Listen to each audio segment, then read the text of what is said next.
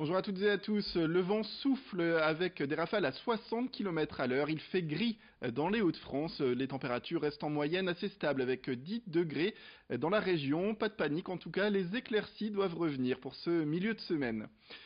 Les titres, et si vous êtes passé par la gare Lille-Flandre en ce lundi matin, eh bien vous avez peut-être rencontré Baril. C'est un prototype de poubelle robot en test partout en France. Baril se déplace automatiquement. Il permet à chacun de jeter ses détritus. La petite machine émet également des petits bruits.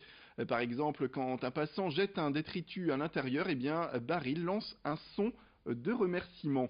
Baril sera à Amiens mercredi et dans d'autres gares françaises par la suite.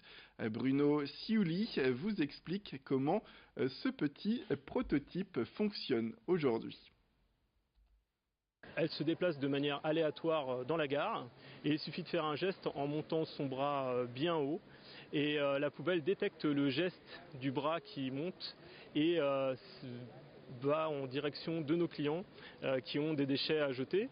Alors quelquefois les clients lèvent le bras pour dire au revoir ou coucou et dans ces cas-là elle va jusqu'à la personne, elle s'arrête quelques secondes et si rien n'est jeté elle reprend son cheminement de manière aléatoire au sein de la gare.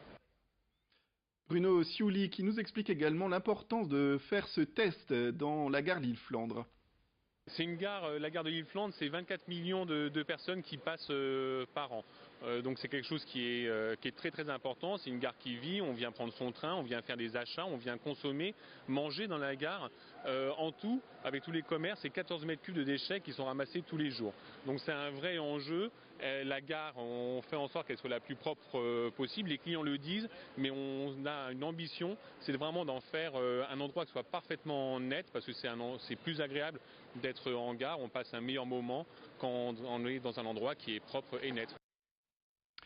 Voilà pour ces équipes qui nous expliquent la nécessité aujourd'hui de développer ce genre de produit dans les gares notamment.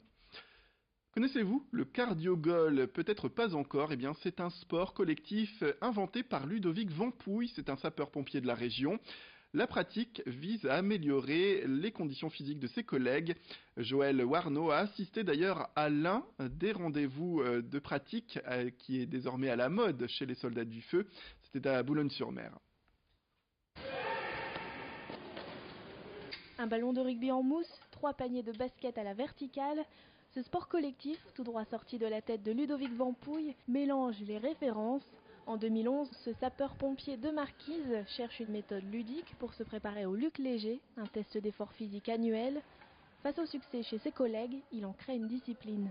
Avec l'engouement des gens, mais aussi le fait que la méthode a fonctionné et que j'ai vu une progression qui s'est faite en fait avec le temps, je me suis dit il y a quand même quelque chose derrière et on va essayer de creuser un peu plus et d'en faire un sport. Un sport qu'il a créé mais qu'il ne pratique pas. C'est pas forcément mon truc. Par contre, j'aime le développer, j'aime voir ce que j'en fais, j'aime voir les gens forcément s'amuser et créer aussi leur stratégie, voir des gens qui se passionnent pour la discipline. Sur le terrain, 2 équipes de 4 s'affrontent. Mixité, aucun contact, seulement des passes vers l'avant. Les règles sont nombreuses et contiennent des valeurs fortes que Ludovic souhaite transmettre aux plus jeunes.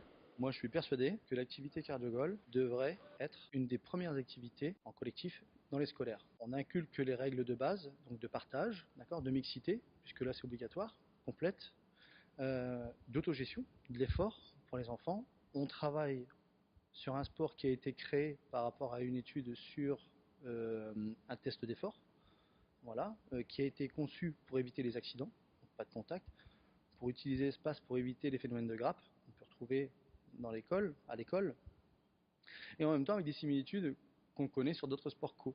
Le cardiogol est le premier sport collectif créé en France. On compte 7 clubs, principalement sur la Côte d'Opale. La prochaine étape, une section handisport prévue pour la rentrée prochaine. Voilà pour ce sport qui se développe partout dans la région. Autre titre, c'est une vente originale. La ville de Roubaix propose d'acheter 4 chapelles implantées dans le cimetière communal. La vente se fera aux enchères du 12 au 20 février prochain. Ces édifices ont été construits à la fin du 19e et au début du 20e siècle. Alors pour les intéressés, des photos sont disponibles sur le site web enchèresimo.com avec une mise à prix, le tarif d'1 €. Avec cette vente, la ville veut trouver en réalité des acquéreurs qui permettront de préserver le patrimoine. Je vous propose d'en savoir plus, notamment avec l'un des responsables du cimetière qui parle des engagements de ceux qui vont acheter ces chapelles. Pour chaque chapelle, une expertise a été faite par un architecte en 2008. Cette expertise a mis en avant les désordres constatés sur chacune des chapelles et fait des préconisations de travaux.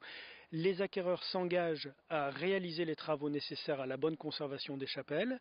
Après ça, pour le reste, s'ils ont envie de nettoyer un peu plus, de faire davantage, c'est leur liberté. Ils s'engagent bien sûr évidemment à laisser la chapelle sur site et il est bien prévu dans les conditions de la vente que la chapelle ne doit pas être déplacée. Et comme on le disait, et il le rappelle d'ailleurs, c'est un engagement que prennent les acheteurs, mais c'est aussi un moyen de valoriser le patrimoine, comme il le souligne, on l'écoute. Le souhait de la ville de Roubaix est de préserver le patrimoine et dans un premier temps, la ville a repris des chapelles qui étaient en état d'abandon, une cinquantaine. Elle en a restauré certaines et pour leur conserver un usage d'intérêt général, elle y a mis des cases de columbarium. Elle souhaite maintenant répartir au mieux la charge, y compris financière, et donc elle propose à des particuliers de racheter des chapelles dont bien sûr le caveau a été vidé pour en faire une sépulture de famille. La mise à prix est de 1 €. Il s'agit d'une enchère. Chaque chapelle a besoin de travaux et donc un descriptif des travaux est donné pour chacune des chapelles. Tous les renseignements sont mis sur le site de vente aux enchères qui s'appelle Web Enchères Immo. Et en bref, l'humoriste Dieudonné, plusieurs fois condamné pour des propos antisémites, était dans la métropole lilloise ce week-end. Il s'est produit à 2 reprises, à Roubaix samedi, mais aussi à la chapelle d'Armentières. C'était hier soir. Le lieu de l'organisation était tenu secret et dévoilé aux spectateurs à la dernière minute. Le lieu de représentation était également réservé sous de fausses informations pour ne pas susciter l'intérêt, justement, notamment des forces de l'ordre. À noter que d'autres représentations de Dieudonné sont déjà programmées à Lille et Lens. Ce sera début juin. Voilà pour ces informations. Tout de suite, retrouvez vos prévisions météorologiques.